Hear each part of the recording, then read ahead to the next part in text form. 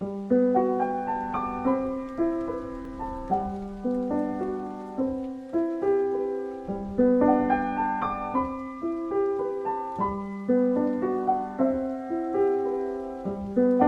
Hind everyone, I am Dr. Monica Agrawal, Assistant Professor, AKG Engineering College, Ghaziabad. My subject is Soft Skill 1, Code KNC 101. Unit 2, Presentation and Interaction Skills has a topic Argumentative Skills. So, the title of today's lecture is Argumentative Skills, Pattern and Ingredients. The content of today's lecture has, first of all, what is argument or what is argumentation, then what is the significance of argumentation skills, then what is the pattern of argumentation and what are the ingredients.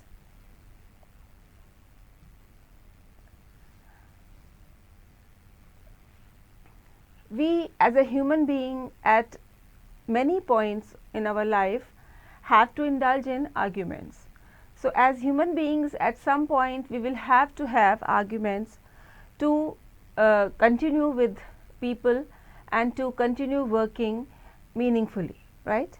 So, arguments are taken as a social process that people engage in when they debate opposing claims. There are certain situations when we indulge in debates on certain debatable issue and we put forth our arguments in support of our propositions.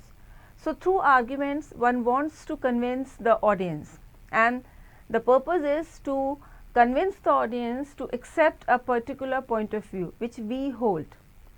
So, the purpose of argument is to convince through logic. We want to impress upon the other person that whatever we are proposing or we are stating is logical, and our purpose is to convince the other person to accept that particular point of view. Okay. But sometimes we are mistaken to see an argument as a verbal fight. No, we are not concerned with that. Here that is not what is meant in this discussion. What is the actual meaning of the word argument and how it is done is dealt with in the coming moments. Sometimes a person thinks that whatever he or she is offering is a complete argument, but the situation is that they are only providing some assertions. So, sometimes the assertions are taken as complete arguments, but argument is something more. An argument is a deliberate attempt to move beyond just making an assertion. Okay. Assertion means what we want to put forth with forcefully. Okay. But argumentation is much more than that.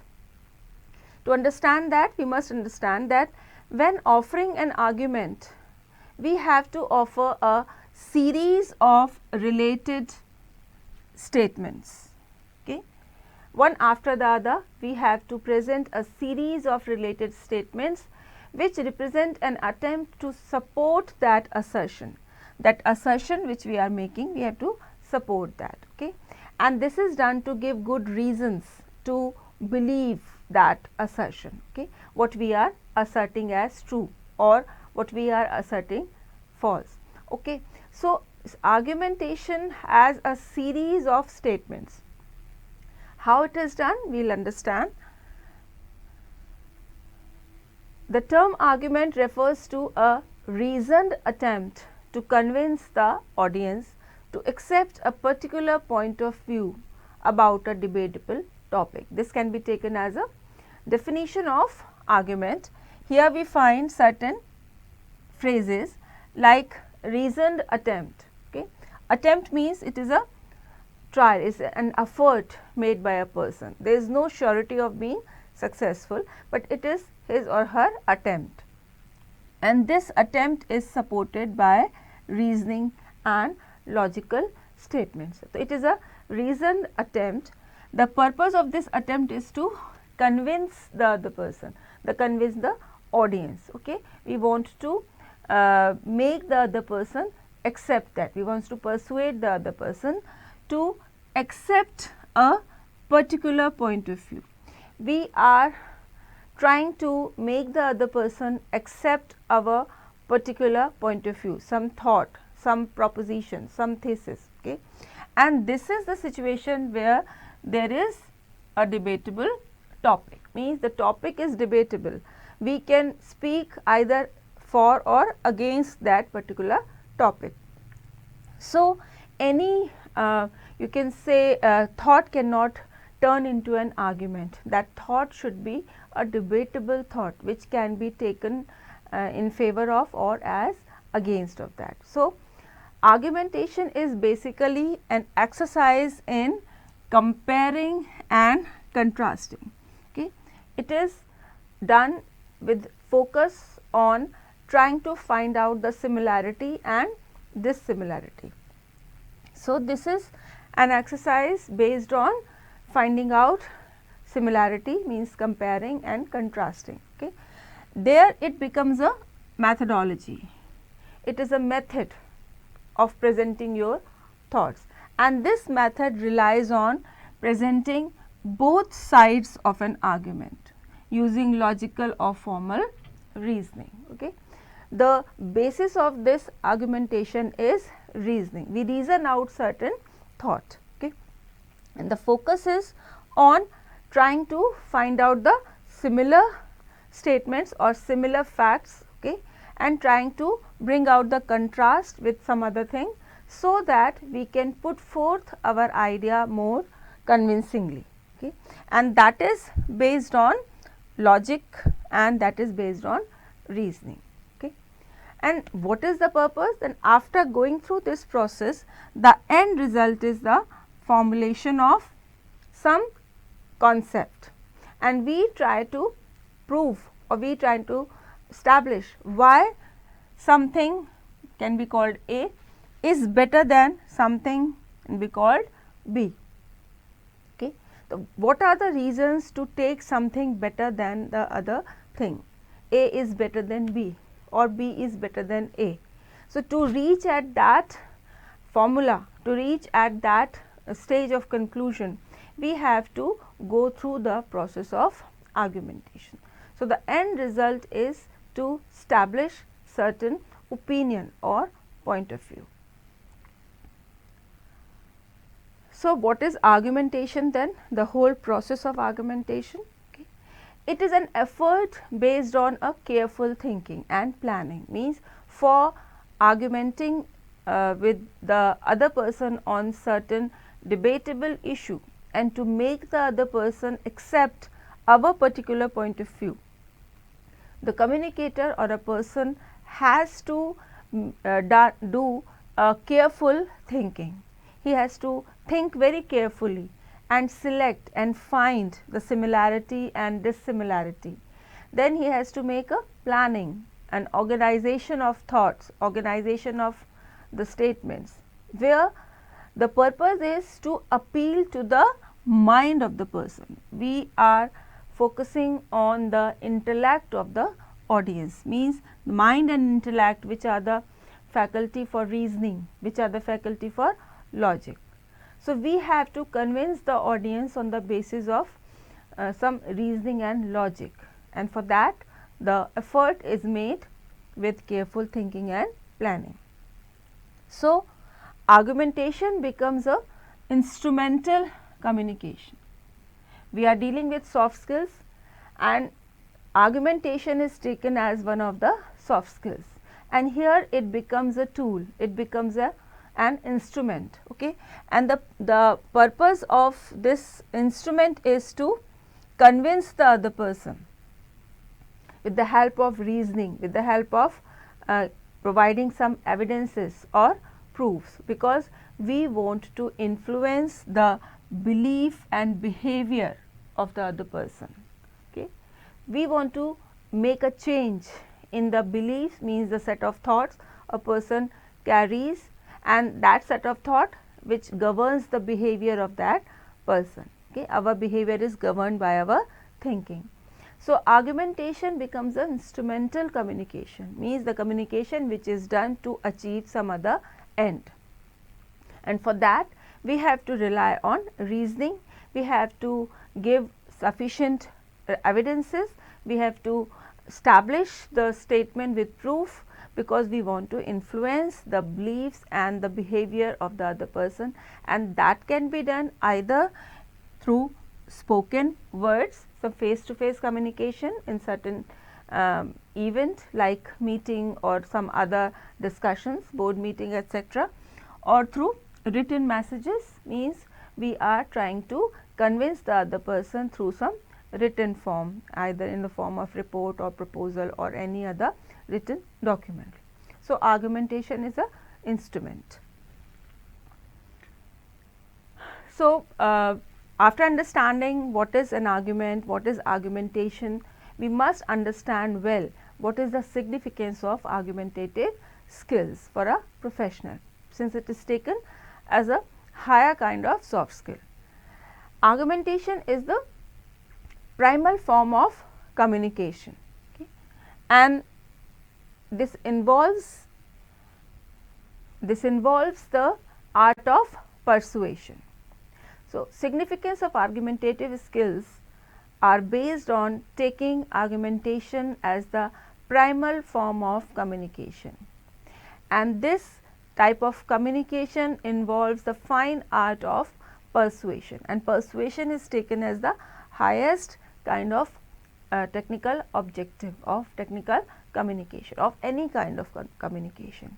The success of a communicator at persuasion determines his level of the skill for communication. So, argumentative skills are very helpful as soft skills, okay, and the purpose of this argumentation is to convince the other person through logic, and that is the highest human faculty, to reason out something. So, it becomes the final mode of discourse in argument. Whenever we are having a discourse with the other person, argumentation is the final or the highest kind of discourse, okay. It helps a professional to make his audience or his reader change their mind. The focus is on changing the mind or changing the thinking pattern and the point of view, and in turn it will affect their attitude, and it is going to affect their actions and decisions. And no doubt that there is a scope for affecting their feelings also, because feelings are an integral part of the thinking of a person. They go hand to hand with reasoning and logic. So, we have to appeal to their reasoning faculty, but their feelings can never be avoided, okay. The basic appeal is to readers' logical capability, means we have to convince the person on the basis of what is the possible thing, what is the possibility and probability, and then they are ready to accept our views, okay.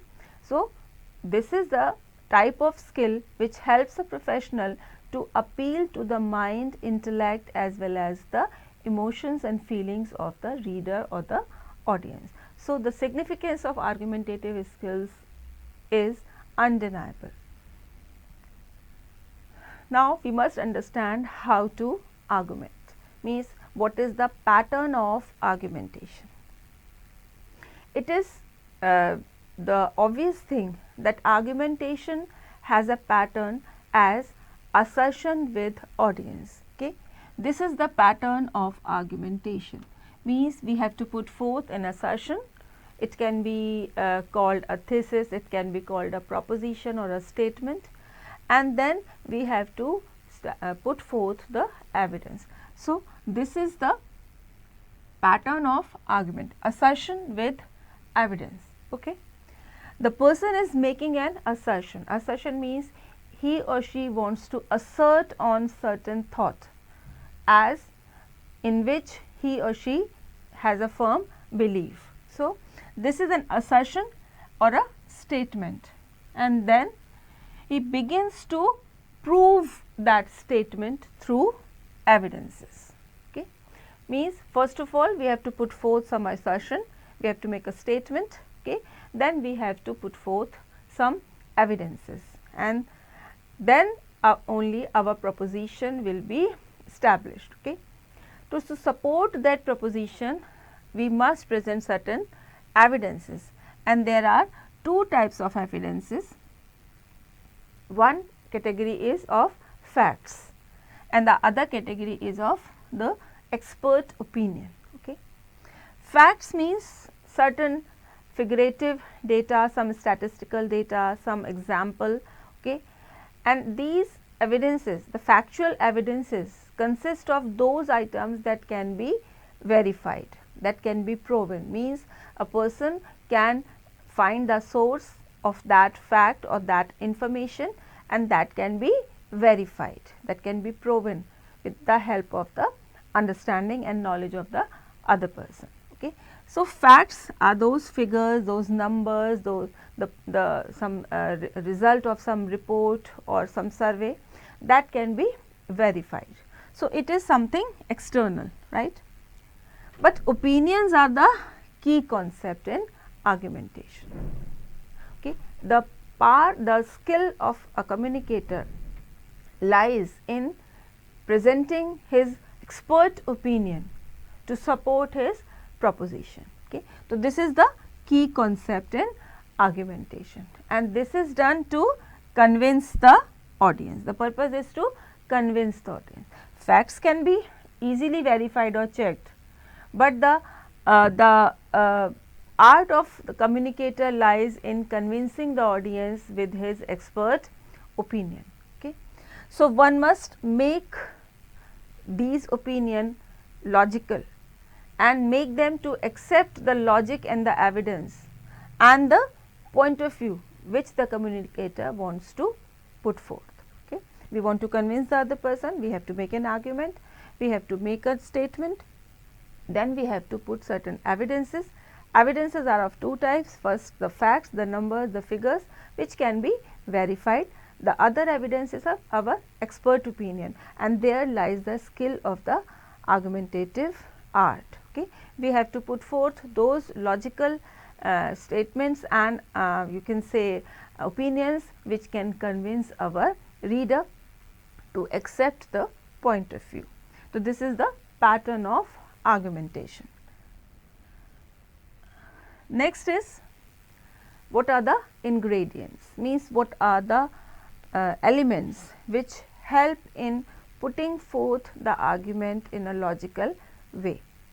Okay. What are the constituents elements of an argument, because argumentation is a method, it is a process. Okay. It has certain process. So, at every stage we have different ingredients. So, another aspect of understanding arguments is to examine its parts, examine its ingredients.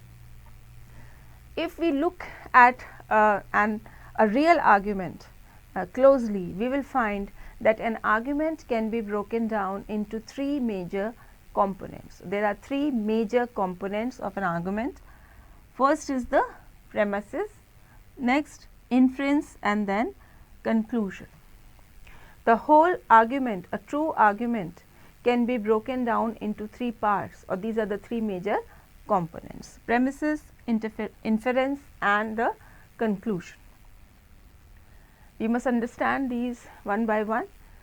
Premises are the statements of certain facts or assumed fact, the fact which we take as true, okay, but now it is presented in front of another audience which takes it as an assumed fact. So, premises are the statement of assumed facts which are supposed to set forth the reasons, okay, which are to put forth certain reasons or certain evidence for believing in that claim. Okay. Premises are the initial statements of certain facts which are to be further supported by reasoning or by putting forth certain evidences. Okay. And that claim which is done with the help of the premises turns into conclusion when we finish with our argument. So, that premises is going to help us to reach at certain conclusion and that will be the claim, that will be the thing which we want to make the other person accept. Okay. When the argument is very simple, okay, we can have just two things, the premises and the conclusion. I have given this small example to understand this. There are three statements given one by one, okay, in a sequence. The first is that doctors earn a lot of money. Okay, this is taken as premise here. Okay, this is the premise. This is the initial statement of a assumed fact. It is assumed fact because it is not established up till now. Okay. Then the second statement is I want to earn a lot of money. Okay, this is again a statement. Okay, assertion. Okay, so this is again a premise. Okay, so there are two statements which present a fact or an assumed fact. Okay, and then comes the third stage, the final stage, that is of conclusion. I should become a doctor. Okay, so here on the basis of these two premises, the conclusion is derived that I should become a doctor. Since doctors earn a lot of money, since I want to earn a lot of money, I should become a doctor. That is the conclusion. So here we find that inference is missing because this is a simple thing. We do not want to go into detail, you can say argumentation, because we do not want to convince the other person. This is just a simple argument to my own self. Okay. So inferences are the reasoning part which are missing here, because it is a simple argument which are not stated overtly here. So inferences are the reasoning part of the argument. Okay. And we can find that, conclusions are also a kind of inferences. Inferences means what we draw out of something. Okay. But since it is a final inference, it is taken as conclusion. Okay. To put it simple, we find that these two are the premises, the foundation, the statements. Okay. And on the basis of these two statements, this is the conclusion. Okay. This is the claim or this is the conclusion. So conclusions are also can be the inference if it is the final inference, because I have inferred on the basis of these two premises that I should become a doctor. To understand it further in detail, I have taken the same example, but in certain detail. Okay. First sentence says that doctors earn a lot of money. Same, it is a premise. Okay. This is a statement. Okay. Then with a lot of money, a person can travel a lot. Again, this is a kind of statement, a general statement, you can say. Doctors can travel a lot. Okay. Here it is inference, because these two things somehow relate, that doctors earn a lot of money and with a lot of money a person can travel.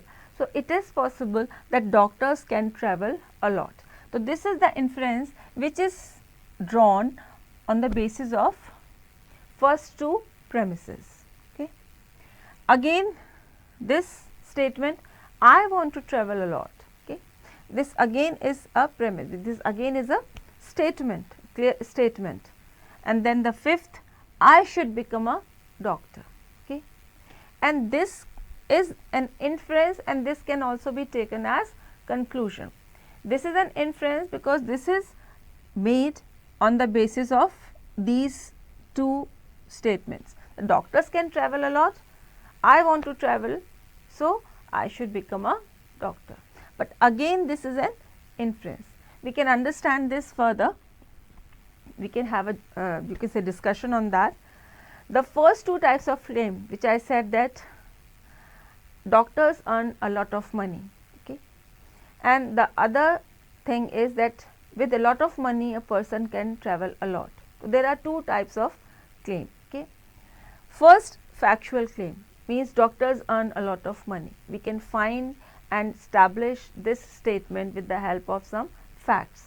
Okay. We can go into the details of the income of number of doctors, and we can find that they earn a lot. Okay. This is a claim which is factual, based on facts, okay, and this is related to evidences, and we can very easily check those evidences and we believe on this and take this as a fact. Okay. So, if we go back, we find that first two premises are facts, they are factual, because with the survey or with a small research we can find and we see normally that with a lot of money people can travel a lot. Okay. Second type of claim is called inferential claim. Okay. Inferential claim means which is made on the basis of the inference. Okay. This kind of inferential claim attempts to link the factual claim to the conclusion, means this is the claim which is related to which relates the factual claims with the final conclusion, and it is done in such a way as to support the conclusion, means we can accept the conclusion supported by this inferential claim.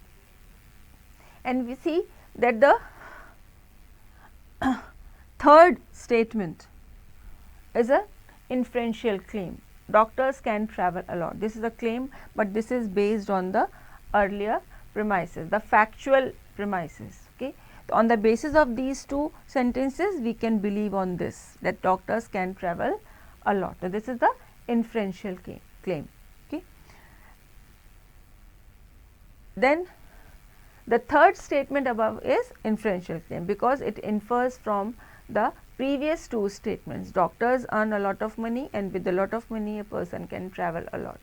The previous two statements establish that doctors can travel a lot. So, that third statement is the inferential claim. Okay. And without that inferential claim, it is not possible to reach at certain conclusion. So, without an inferential claim, there would be no clear connection between the premises and the conclusion. We can see that this is the inferential claim which connects and goes further down to reach at certain conclusion. I want to travel a lot, this connects with these things, and then I should become a doctor, and this is on the basis of third and fourth. Third says that doctors can travel a lot and I want to travel a lot. So, I should become a doctor, and this becomes the final inference or the conclusion. So, this is the process, and these three ingredients, the premises, the inference and conclusion, help in establishing an argument. Okay. So, it is very rare to have an argument without an inferential claim. Okay. It is necessary. If in small arguments it is missing, okay, then the person may not be able to see the connection between the statement and the conclusion.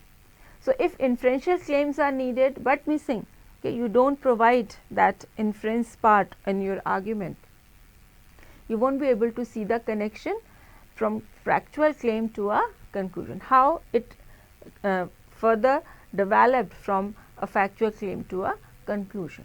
Okay.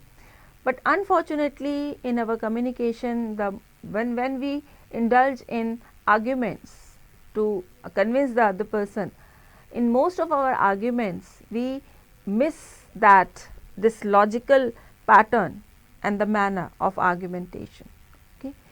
And there we fail. Okay. But in every argument which really is an argument, which is a true argument, it should be capable of being formulated in that pattern only. Okay. Premises, then inference, and then conclusion. If we miss out that middle part of inference, then it is really very difficult to convince the other person. So, without that inferential part, inferential claim, the other two parts, the premises and conclusion, seem disconnected, illogical.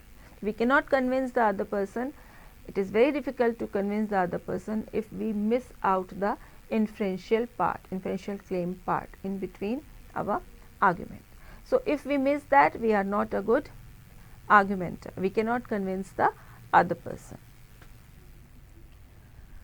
So, summing up, a brief recapitulation of what we have understood. Argumentative skills help to convince the audience to accept a particular point of view, and this is taken as the fine art. Okay. And the soft skill of argumentation is a reasoned attempt to convince the audience to accept a particular point of view about a debatable topic. Arguments can be done only on those topics which can be either false or true. The things which are undeniably true cannot be argumented upon. The things which are undeniably false cannot be argumented upon. Okay. So, argumentation has a pattern of assertion with evidence. Assertion, then evidence. So, argumentation can be broken down into three major components: premises, inference and conclusion. Premises is the statement of an assumed fact.